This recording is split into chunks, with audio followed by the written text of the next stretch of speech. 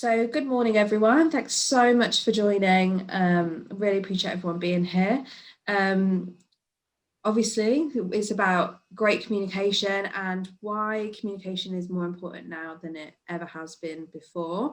I've got these three lovely gentlemen here with me today who are going to introduce themselves in a second. It's quite an interactive webinar today, so feel free to ask questions as we go. If you've got a question for someone in particular, please let me know and I can direct it to them, and there will be a poll as well. So I think that's a nice little intro there. So Nick, I'll let it go over to you. Hi, I'm Nick. So I work for the People Experience Hub. We do people surveys, people data. So I think I'm not a comms specialist. So what am I bringing to the party here? I guess I'm bringing in some of that data. What does it look like when stuff goes right and goes wrong from the employee experience, employee engagement perspective? And yeah, that's me. And I'm on Twitter as well. If you're on Twitter, Scruffy_Nick is me.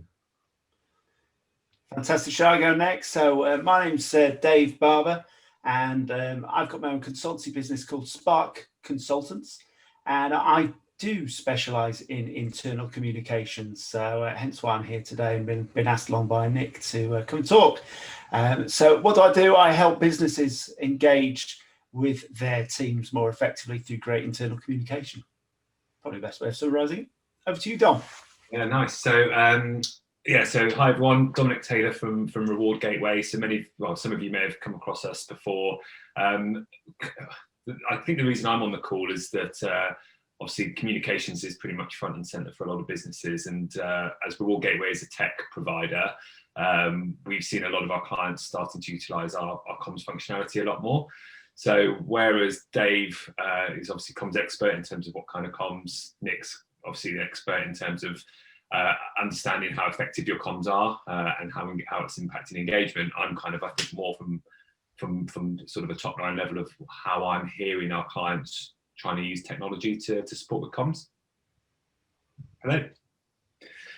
And I think we've been talking about like an agenda and I guess all the different questions that we're going to go into, but like I thought it might just be quite helpful to ask, Dave and Nick, like why, even before the pandemic, why is communication an important topic for organizations? Like what role does it play within a business? Because I think that's a pretty good starting point before we even start to think about how it's been affected by COVID. Okay, do you want to start, Nick? Yeah, I'll pick up with some of the data, and I guess when we talk about survey data, we're talking about opinion data. So this is how do employees feel about stuff? So what's their perception? When we've gone out and asked them questions over all the surveys that we run, I've just pulled some data from our 2020 Insights report. So really interesting, communications, in terms of all the indexes we measure, communications is in the bottom half of performance. Really interesting. So we see belonging and well-being, alignment and purpose are in top half. And I suspect, we can get into this a little bit later, I guess, but I suspect that there's a lot more press about belonging and purpose than there is about communications.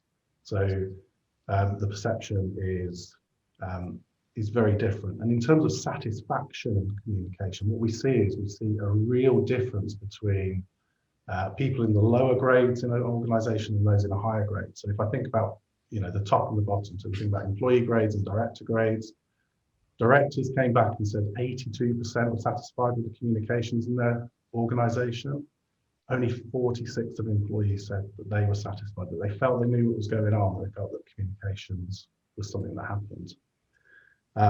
And probably the final thing for this was around effective communications from managers. So how effective are managers at delivering communications? And what we saw actually was that people generally feel that their line manager, their line manager's manager are pretty good at organizing tasks, communicating what they expect of people. But only 46% of people came in and said that their managers were effective at communication. So in terms of what's going on out there, it feels like we definitely need to do something about comms. It's interesting what you say there, Nick, because certainly from my point of view, people are naturally inquisitive. We want to know what's happening. Speaking for myself, maybe here, we're nosy. We want to understand. Well, okay, I'm speaking for myself there. Thanks. Thanks for backing me up there, guys. We want to know what's happening. And for somebody to spend the majority of their life in a work position and not to hear this information is really, it's not good. And it's just want to pick up on, I've just written them down here, 82% of the senior team feeling like communication is working. Well, that's great, because they're at the table, they're hearing firsthand the news that's being shared, the information that they need to know. Of course, why wouldn't they have the information? But the interesting figure, as you've clearly said, is the 46% of the teams who are the doers. And it's really, really important not to forget about these people and to tell them exactly what is happening within their business, because it is their business. They're the ones who are driving this forward. They're the ones who are on the coalface. They're the ones with all the ideas. And these are the people we've got to listen to and engage with furthermore. And I think, why is it so important? Well, there's loads of studies out there that show that if you engage with your colleagues, if you communicate with them, they will understand. So help them understand the why that they're doing this, and they will give far, far more back. And you're right, it's been one of those areas that until now that I think communication's just been there, and it's something we'll do, we'll put it off. But now it's becoming even more important, because we're getting to that stage where the workforce isn't just in the office anymore. It's not on the shop floor. It's everywhere at the moment. And that's why, and I know we'll be coming on to talk a bit more about COVID a bit later on, but that's why it's so important in answer to your question, Don. One more thing real quickly as well, before, because I know Don wants to come in and ask something, I'm sure, but I do think we give our middle management and line managers a tough time. We're not giving them the tools. Nobody teaches you how to communicate effectively. That's just something that's, it's kind of seen as a given. And actually, we need to do more as senior leaders, as internal communicators, to help share that message and help people and line managers with building these stories, building this communication confidence that will enable them to talk openly and effectively with their teams. Not only talk, but also the importance of listening and everything else that goes with it.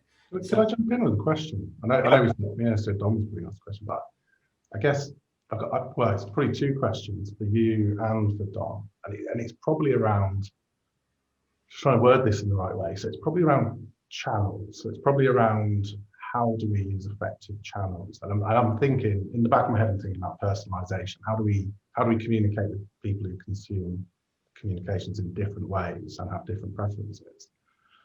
And are we seeing something different there? And then, are people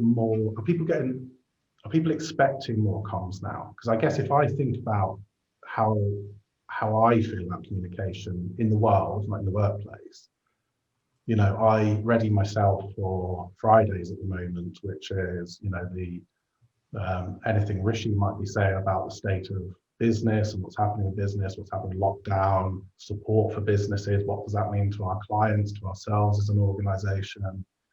I'm waiting for a Boris communication. I'm waiting for someone from the Sage team to communicate. I'm interested and I want to know. And I think that comes from a level of uncertainty. So I think my question is, are we using channels more, and are people demanding more communication right now? Do you want to start, though?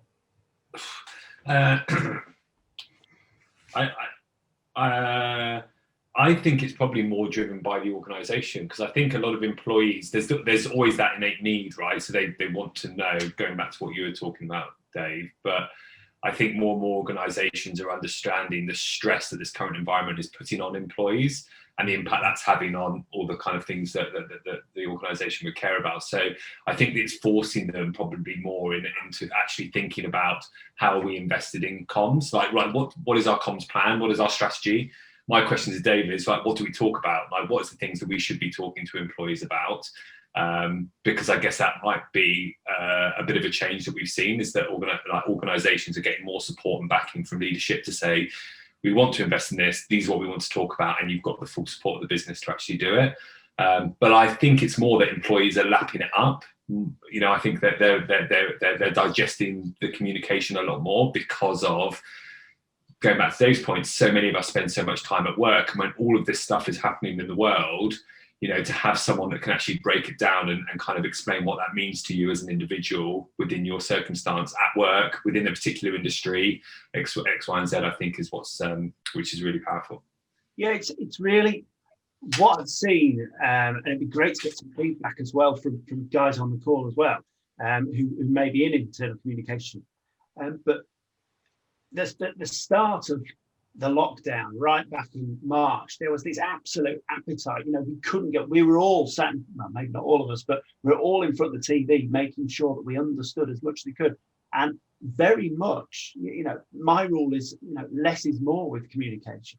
You know, you shouldn't be pounding it out there and, you know, overwhelming the audience with information. But certainly at the beginning of the lockdown, there was this absolute desire to soak it all up. We needed to know more. We needed to understand, but what does the latest government announcement mean for us? What does that mean for me coming to work, working where I am? Am I safe? Have I got enough PPE? All these kind of questions that we naturally have are just there. So certainly at the beginning of the lockdown, my advice to businesses was, you cannot communicate enough. As long as it's clear and concise, and, you know, let's not woolly it up. Let's just get straight to the point and be really, really clear with our communication. That's fine. What we've started to see now, we've kind of got settled into a routine in terms of our communication. So we can move back to rather than the daily events, which I think, Sarah, you've just said something. You're absolutely right. Things are changing so quickly. So sometimes you do have to wait until you've got you've worked out, what does this really mean? Exactly right at the beginning of the pandemic, when it started, things have settled down now, although we still get these spikes. And, you know, when we're announcing tiers later on today, well, what does that mean now? Because I work in tier 3, but I live in tier 2. What, you know, all this different stuff.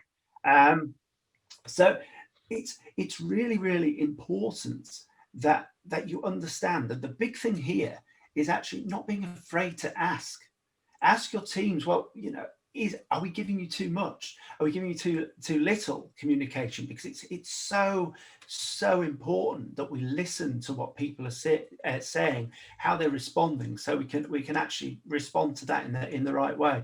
I want to jump in on Louise's question, right? So yeah. I'm asking you, Dave, as a HR person, like and someone came to you saying, how do I communicate during a pandemic? Like, you know, what were the things you'd like jump to immediately? Right. So first of all, my big thing, and this probably comes into, you know, my top 5, but first thing, you've got to create a plan. You've got to understand, right, what are we trying to do here? Who are we trying to communicate with? So who's the audience? Do we need to really think about who are we communicating with? You know, do we have different levels or different areas within our businesses that we've got to communicate with? And that's all based around your planning side of things. It's really important that you have a plan. The biggest thing you can do is just be really clear.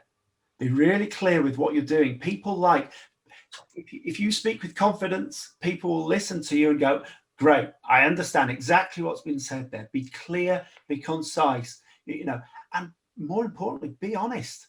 Do you know what? I'll get in trouble for saying this, but mistakes happen. I don't think I will get in trouble for saying this, but mistakes happen in communication, and you'll send out the wrong information because it's moving so blooming fast that you've just said that you've got to wear PPE in that situation where actually you don't need to, or whatever the situation may be. It's okay. It's how you respond to that is the important part. So my advice is, be brave. Try new things and try to communicate, but it's all behind a really, really clear plan. Because if you don't have the plan, then you're barking up the wrong tree. So there's loads more. Sorry, I'm conscious I'm talking loads here, so I'm going to shush. I was going to say, I mean, I love it. I'm like this, just watching. Thanks, Nick. But we've got a poll, actually, I think, on effectiveness of communication, or how people feel that their leaders will think on effectiveness. So, Naomi? Yeah, I mean, some really great points there, Dave. Thanks, so much. I'm the same as Nick. I'm just, listening away. And thanks for people interacting on the chat. But I thought it'd be a really nice point for all our attendees to reflect on how they think communications in their own business are, and how maybe their leadership team, we spoke about that gap earlier between people at the top thinking communications go really well and people at the bottom maybe not so much. So I'm just going to launch this poll. It'd be really interesting for people to reflect on their leadership team at the moment. How do you think your leadership feel that, or if you are on your leadership team, how do you feel your communications are going at the moment? I'll just wait for those to come in at the moment. Come in. We need a swingometer for these things, don't we? Oh, that'd be good. Can I just say as well, Sarah and Louise, thanks ever so much for your questions and your points so far. It's great. It's great that we have this interaction. I wonder if we went on to Google Analytics and worked out how many people are actually going to Google and saying, how do I do this? Yeah. So we've got I guess we share the results. Share those results they're in now. So that's really interesting. There's a really big split, but literally nearly 50-50. Think that your leadership team would feel that their communications are effective, or you feel like your communications are effective, and nearly half of people feel like it could be improved. Good. I guess the people that, if your leadership team feel like it can be improved, I guess, what does that mean for your frontline people, right? So if you're thinking about perception, a leadership team seems to be a lot higher than people on the front line. I guess that's something to think about, right? It's fascinating. I mean, let's bring in some more stats. Let's bring in some more numbers. I feel like I should do like a proper Jon Snow, not Game of Thrones. Next time. So here's a map of something. So I guess when we think about effectiveness of communication and the impact on employees, we've got to take this high and low point. What's the impact of poor communication?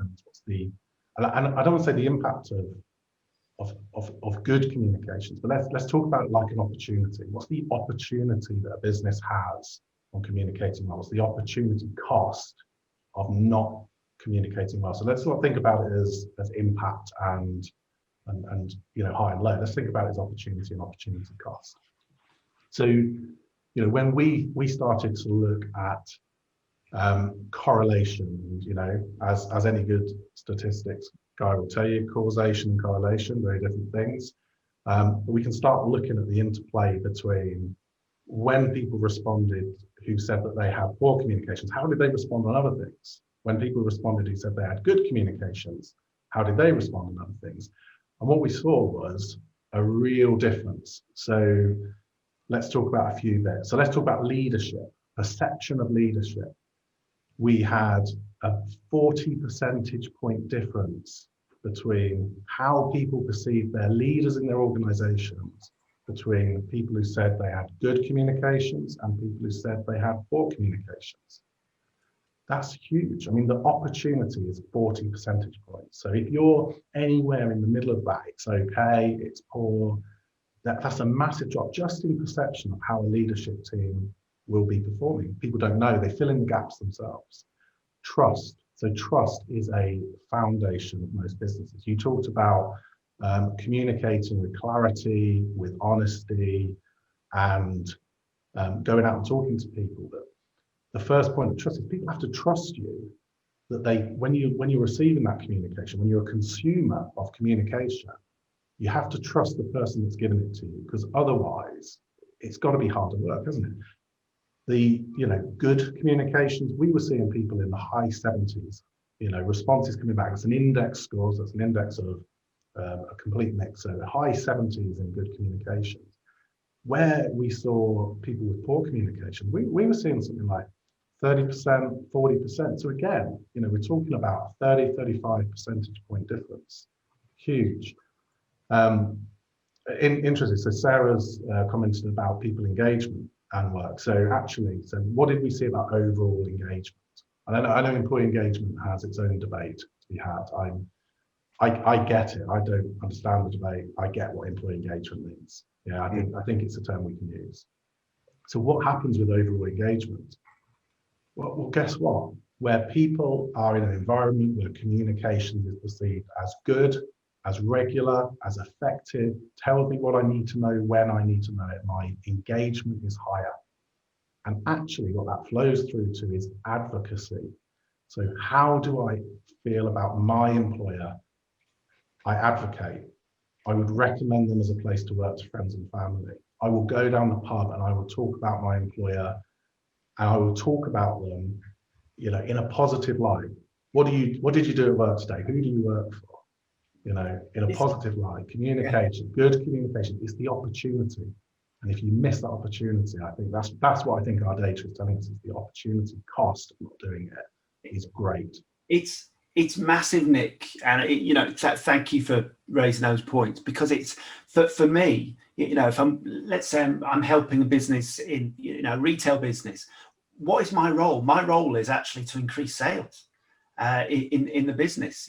Thinking as it that way, and you said something there that really picked up. We're creating these conversations that when you can go down the pub, that you're having conversations with your mates, say, hey, you would not believe what we're doing. We're doing X, Y, and Z.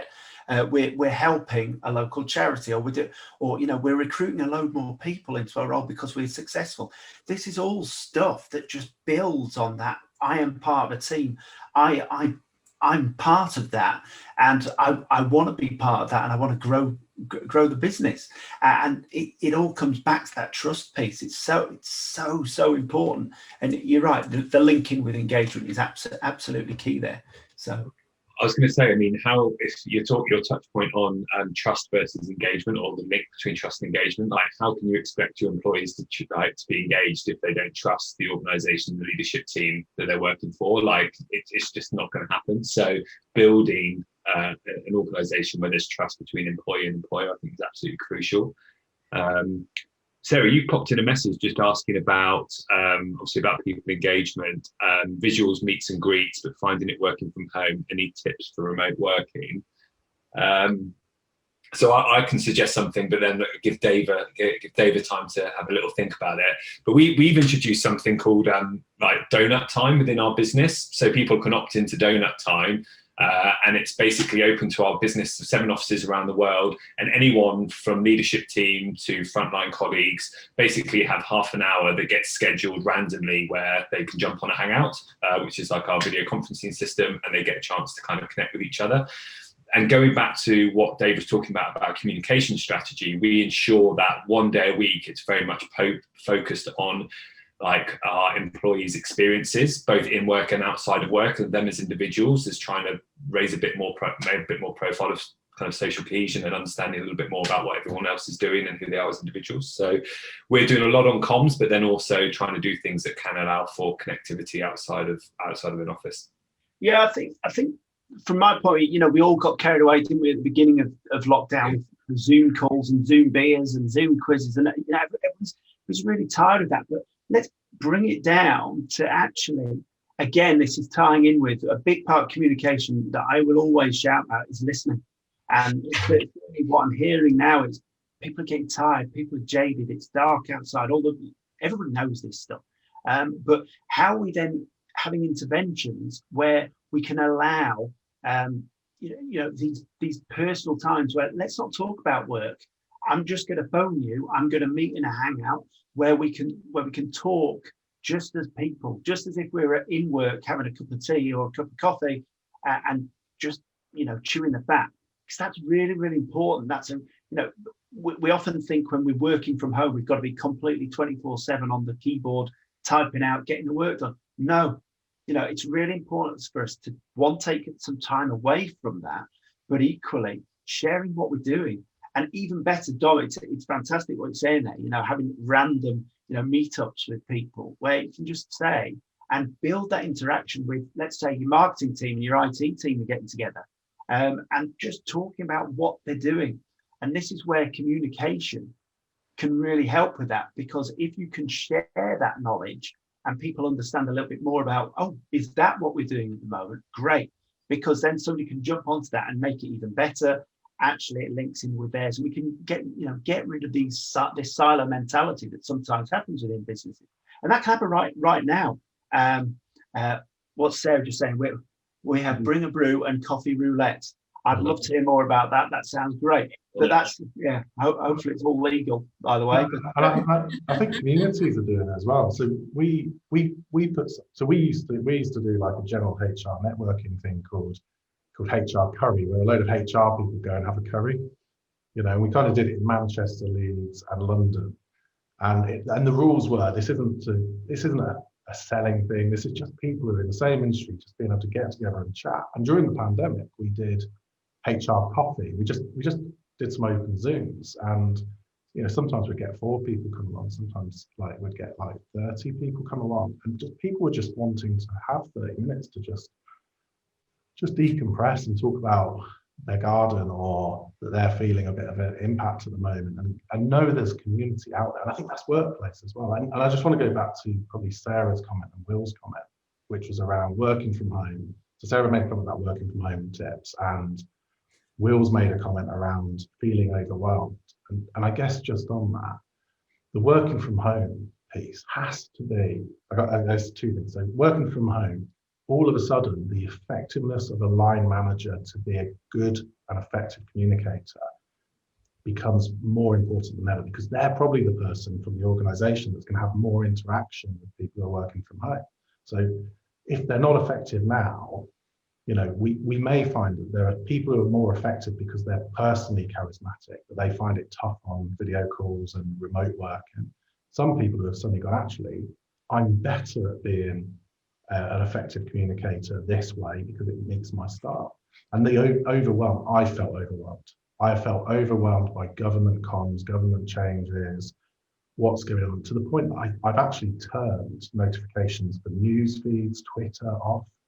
And I now go and get my information as and when I want it. But is there any top tip from communicating to people remotely? Is there anything around stopping that feeling of overwhelming? I think, again, it comes back to the importance of planning in, and just picking up on what Will's asked there. It can be good quality coming out, but sometimes there's just too much and there's this overwhelm. And think about how you can wrap up a lot of your communication in one communication. So let me explain. So I worked in businesses where before they thought it was really, really important to send out a daily update. Well, actually, no, I don't want a daily update. I've got work to be doing today. I don't need that. Let's try and not reduce the comms down, but keep it really streamlined. So actually, we're only going to send you something on a Monday or a Friday or whatever that looks like. And it might be that you send 2 messages each week, but everything that you need to know is within that document. So we're then, subconsciously we're managing the communication in a very, very different way. And this is something you do outside of any pandemic, keeping it really simple. So people aren't getting tired. I worked in a business where they were literally every single day they were sending something out, and they're wondering why people weren't engaged with this content. Well, nobody cares because they're busy, and actually the really important stuff was getting lost because it just came out on a Wednesday afternoon, and people were busy on Wednesday afternoon, so they didn't read it, and the message never got through. But actually by really training people to understand that it's only coming through on a Friday morning, right? That's when I'm going to listen, and that's when it's come through, click, and that then comes into measurement and all the rest of it. But that may be another story. Okay. Sorry, go on. I was just going to say, going to your point, Will, around the noise. One of the things we've seen, I guess, through this pandemic is a lot more of the leadership team stepping forward to give communications, where before it was ran by internal comms, right? So it was the organization, company X, here's the updates, and it was to a certain extent faceless, right? What we've kind of seen with some of our clients that are using our system, right, is that they're actually having key messages coming from the CEO, because if you're getting bombarded with messages left, right, and centre, but then suddenly Mr. or Mrs. X, who's the CEO, that kind of carries quite a lot of gravity, and it tends to allow to cut through that noise. So, yes, there will be content and updates coming from all different departments, But sometimes we've seen a lot more leadership team now get on board as a way of kind of getting key things out and getting their backing on key initiatives. So for instance, let's say the CEO is delivering a message about what furlough means or how they're going to deal with the pandemic. But in the same instance, if well-being is a really key initiative within an organization, how can you show that the leadership team, so how can the CEO deliver that message? And we've seen that being a lot more present, not just on technology, but going out to frontline businesses, leadership teams being a lot more present to actually engage with frontline staff to kind of show that support and carry that message through. I guess I've got a question on that as well, Dom, which is, so we said before that channels is important. So you can't stick a poster up and you can't go and put a memo on someone's desk, like in 1980 something. So having channels is really important. So actually putting something out on email, putting it through on your platform. And I guess one of the things I literally have just thought about this. It may not be relevant. I apologise if I'm like going off piste a little bit. But I genuinely believe what people do is they fill in the gaps. So if a company doesn't provide something in an organisation, people fill the gaps themselves. They work out how to do that. And in comms, when people are trying to work out what's going on in the world, so you've got a platform that allows people to chat to each other, to put up a post what they're up to do stuff. Are you seeing more people using that? Because I think the alternative is they create WhatsApp groups and they chat to each other offline. And in my head, I'm kind of going, that probably creates silos, like-minded people getting together on WhatsApp versus the whole organisation open to have a chat on a bit of technology. How can you control that messaging, right? It's really, really difficult. If it tended to happen a lot within retail and hospitality, right? So I'm sure, Dave, you've seen it all the time, Nick, those kind of site dependent, team dependent WhatsApp groups. But yeah, Reward Gateway as a business kind of was very well known within the benefit recognition engagement space and kind of supported with communications through the platform. But over the last 9 months, sort of the utilization of that product and the adoption of it is like absolutely through the roof, because organizations are saying, yes, our approach to recognition and benefits and wellbeing is really important, but our utmost priority is communication. So how can we use a system a little bit smarter to help us with the communication challenge? So it's not saying that some of those other elements aren't important, but I think they're reshuffling their priority about what they're trying to get out to people. And obviously communications is absolutely front and center of that. So it's, yeah, through the roof. Yeah, can I just bring attention to Nicolette's just commented saying in the previous organisation, they took the approach to streamline, consolidate their priority message into Newsday Thursday. I think that comes back to Dave's point about kind of planning and cutting through the noise. I really love that idea. I think that's an absolutely brilliant idea. Excellent. Yeah, and obviously she's saying that they can communicate outside of that, but it's a really great way of, I know when that drops into my inbox or however it's communicated on Thursday, they're the key things that I need to know this week. It's really great. You're right, Naomi, and also and Nicolette as well. But when something does come outside the usual time of communication, then people really pay attention, and it ties in with, if your CEO's talking about something, that's when it's probably going to come out in a different message. So people do see the cut through far more increased. So really interesting what you're saying there, Dom. Sorry, carry on with what you were saying before about your the use of systems and everything else. Well, I kind of finished on that point. It's people are using tech a lot more. But I guess one of the things we've been talking about is like how an organisation structures their comms, right, and how they're taking it to frontline employees. But I think that's only half of it, right? So I guess there's another piece, and obviously Nick, Naomi, you've probably got some good insight. Like, how are you seeing clients like listen to employees differently? So, to wax lyrical, to say that the annual survey is dead, well, I think that's kind of been talked about for a long time, and people are using different ways to get feedback with people more frequently. But have you seen the type of information that organizations are trying to get from employees, the types of things they're asking them? Has that kind of changed quite a lot, and how are they then using that for the strategy? Yeah, it's been huge, and it's we've seen, I guess what we've seen is we've seen people using survey technologies. So don't think about annual surveys and polls, just think about it as the technology to ask somebody a question, and get a response, confidential, anonymous response back. what we're seeing is we're seeing people using, at the moment, using the pandemic to ask questions that are a lot more, I guess, a bit more absolute. So rather than this, do you think this or this or this or that? Then what people are doing is actually going out going, what do you need from me? And they're very actionable questions. And I think actually from an industry, one of the challenges we've always had is how do we get people to ask questions that you can take action on rather than a question that's just interesting?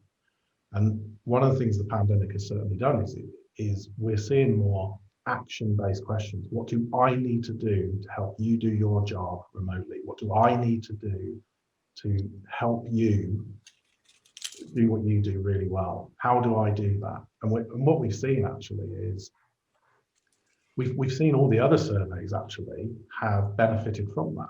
So they've benefited from that absolutely. And in terms of stuff like take up, people are now more used to answering questions and more used to doing stuff like that. And how do you run focus groups when actually everyone's a bit Zoom fatigued? But, you know, and I guess people are coming to us more and saying, how can we be more effective in getting that feedback? And, you know, interestingly, I've got some COVID related data in terms of communication. So the last few months, what have we seen in terms of the change? So we said overall communication was a low scoring or bottom half scoring index, that it obviously needs some work. What have we seen about perception and communications in the last 5 to 3 months?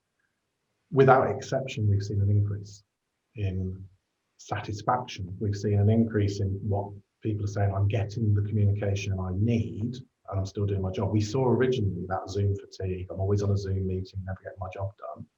We're seeing that drifting away, and we're now seeing that I'm getting communications and it's working. And I guess, and it might be the final questions we're going to open to the floor, but my final question is, how do you sustain that? So if we're saying from a huge data set of survey information that communication is in the bottom half, but in the last few months, you know, pandemics are the mother of invention or necessity or something. So we're getting better at communicating, we're getting more effective, we're working out some stuff, we're making mistakes, but how do we now, once we're post-pandemic, how do we keep that to the level that employees keep that level of satisfaction going? It's a great question. Oh, there we go. So how do you keep that going? It's really important, and that's the key. You have got to keep it going. So I think what businesses are now seeing is there is a need for planned, and coming back to that word, planned communication. It's really, really important that you start to think more effectively, because let's face it, you know, and a lot of businesses have learned very, very quickly here around, you know, this is working. We're getting greater engagement, and that's clearly coming out, Nick, in the scores that you're seeing. How do we maintain this? And it can't just be, oh, we'll just, somebody else's, you know, somebody's an extension of their job. Actually, the value is there. The value is there for a business to have a communication team. And by team, I don't mean, you know, 15 people or something. It could be just someone's role is to help build the communication and really, you know, shape that, plan it. I've used the word again. It's so important to have that plan in place. So actually, we don't have to react all the time. We can actually plan some of this stuff. So we know that, you know, Project X is going to land in May, right? Well, let's start building up the communication to when that does land, so everybody's not thinking, oh geez, where's this come from? No, we all know about it, we know what it's going to do, and it just softens the blow if it's a tough message that's got to get through, or it's, you know, it's celebrating because we've known it's coming and it's landed, and wow, isn't this great? And it's the same for tough messaging as well.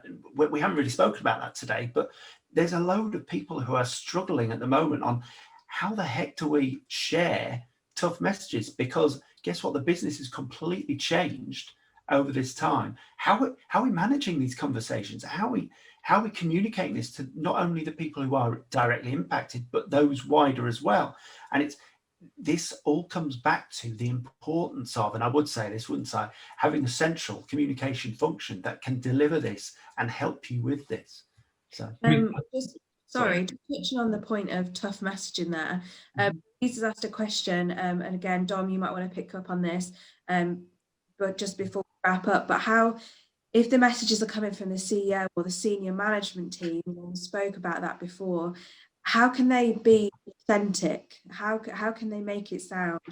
That's what I was looking forward to getting stuck into, because it's literally what Dave's been speaking about and what Nick's been talking about throughout. And I think it's more around having a strategic plan around what role communications has, right? So, you know, if well-being is important, and I think this is the big thing, is that organizations and leadership teams are understanding it so much more, so it is integral and a core part of the communication, like messaging that's going out to people. So I think whatever kind of communications you're doing, if you understand what the key messages is, what it needs to address and what the impact's going to be and why it's being done, then suddenly it does become a lot more authentic. So rather than tagging it on to another important message, you need to kind of build it around the focus or what you want the employee to feel when they're reading it. But I guess on a real level, you know, as what we've seen a lot is, let's just say for my CEO, you know, like my CEO is sharing about how he's taking time off. In his Monday update, our Mission Monday, where it's every Monday, Doug puts a video out and an article, he talks about the things that he's doing that week. So he talks about the pressures, but he also takes what he's doing to decompress. He talks about the fact that people should of Zoom fatigue and to only operate within the hours you want, etc., etc. So that's one example. So I think really importantly, getting that leadership team on board and leading by example about, let's say, for instance, from a wellbeing point of view. You know, I was on a call with the team for last week, and the first thing I did was just admit how knackered I was. I said that the last few weeks have been really, really tough for me, and I've really struggled. I've needed to, you know, you may see that I was off for half a day yesterday. I just needed the time to decompress. And I said, even though we've got all of these things going on, well-being is absolutely a priority for all of us. So, you know, ensure you put yourself first. And it started that dialogue. So I think, you know, getting those people on board, and it comes back to the strategy, it comes back to the importance and sort of having a plan in place about what you're trying to address. Yeah. It's that authenticity, isn't it? And it's about, you know, you've got to walk the walk as well as talking it. And to just have, you know, using your example there, Louise, you know, just a 1 minute bit of content on a company call. No, it's got to be personal. And that's where a communication team can be that trusted advisor to the senior leadership team and to the CEO or, you know, whoever that may be, to actually say, look, if you want to get this point across, we're going to need your help in delivering this and working with them to really make it authentic, make it real. And that comes down to the branding side and all the rest of it. But it ultimately comes down to trust. 100%. I'm just conscious of time. We don't want to take up too much of everybody's day, but I just thought it'd be really great for each of you to kind of talk through what your key takeaway from the day is, and while you're kind of talking through that, if we have any kind of last minute questions or anyone wants to share what their key takeaway is from the day in the chat, that would be amazing. So Nick, do you want to kick that off? So my key takeaway, I think my key takeaway, I'm going to do two, just because you asked me to do one. My key takeaway is invest in managers and make sure they can be as effective as they can be. And my second takeaway is flip to listening. Amazing. Dom? My key I think that the stats that Nick was talking about. So, you know, for me, you know, I'm talking to, you know, and I think, you know, we're talking to people, a lot of you that are in HR or internal comms, like you get it. But I think when we're talking to other stakeholders within the business, being able to kind of back up, you know, the importance of communications, what it's going to do for the organisation, I think is really, really going to be helpful with getting what Dave was talking about around strategic buy-in, being able to formulate a plan which has the business support. So that was that was really helpful for me. Dave? For me, I've just been trying to think of one thing to say, but I can't because I just talk too much. It's the important. I'm going to say it's the importance of the plan. It's the importance of having a communication team that can be trusted to deliver your message. And you know, probably let's think outside the box. Be brave. Do something a bit different. You know, it's okay. Have a go, because communication for me, it's great fun. It's you know, there we go. Look at that. Oh my goodness, that was planned. Where'd you get that from? Yeah, be brave in your communication, but plan it. Amazing. And I know that we'll be following up, won't we, next week with some kind of takeaway information from today. I know Dave's got some stuff to share, and so is Nick, so expect that in your inboxes. I don't think we have got any more questions before we wrap up, but thanks so much everyone for attending today. I did post everybody's contact details at the start of the conversation, so please do feel free to connect with us all, and if you do have any more questions or just want to chat about this kind of stuff, feel free to get in touch.